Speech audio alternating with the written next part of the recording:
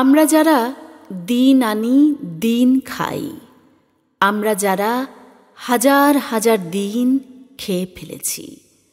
বৃষ্টির দিন, মেঘলা দিন, কুয়াশা ঘেরা দিন, স্টেশনের প্ল্যাটফর্মে অধীর প্রতীক্ষারত দিন, অপমানে মাথা নিচু করে চোরের মতো চলে যাওয়া দিন, খালি পেট, ছেঁড়া চটি, ঘামে ভেজা দিন, নীল পাহাড়ের ওপারে সবুজ বনের মাথায় দিন,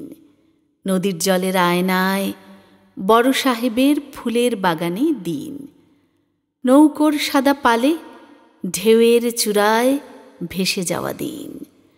রোদে পোড়া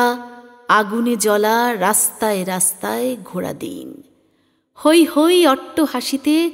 কলরোল কোলাহল ভরা দিন, হঠাৎ দক্ষিণের